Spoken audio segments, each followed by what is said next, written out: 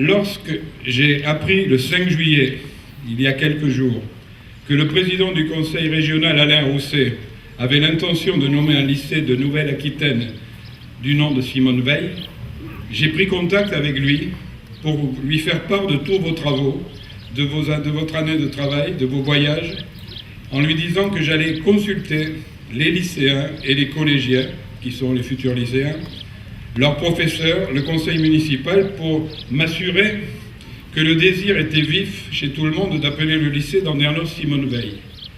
C'était lundi matin.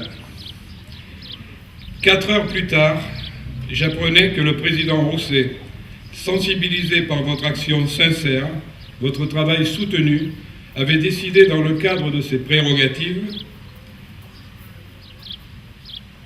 d'aller vite.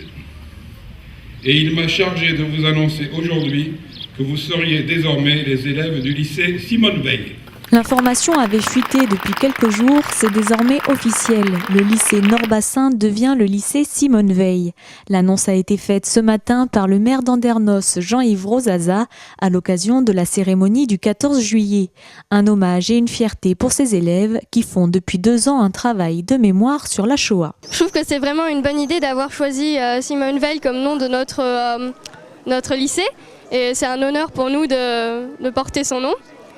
Donc on va lui rendre hommage en la rendant fière qu'on ait son nom. Pour moi, c'est une grande figure féminine de la France qui a fait beaucoup de choses et c'est un peu un modèle pour avancer. L'an prochain, je passe au lycée donc Simone Veil. Je trouve que c'est une bonne idée de l'avoir appelé comme ça parce que voilà, ça montre que c'est une personne importante. C'est bien parce que voilà, tous les travaux que quelques troisièmes ont fait avec des lycéens, ça a été autour de cette femme. Donc c'est un aboutissement à tout le travail qu'on a fait cette année avec le voyage à Auschwitz, etc. Simone Veil s'en est allée et le pays tout entier lui rend hommage aujourd'hui.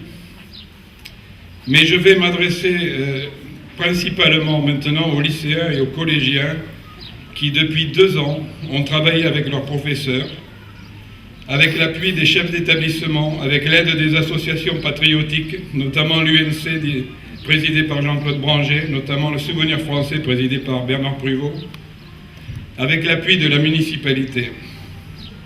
Je vais m'adresser à eux pour leur exprimer toute la fierté que leurs aînés, nous, éprouvons de compter dans notre commune une jeunesse aussi impliquée, aussi mûre, aussi pertinente dans les dossiers qu'ils ont ouverts avec leurs enseignants.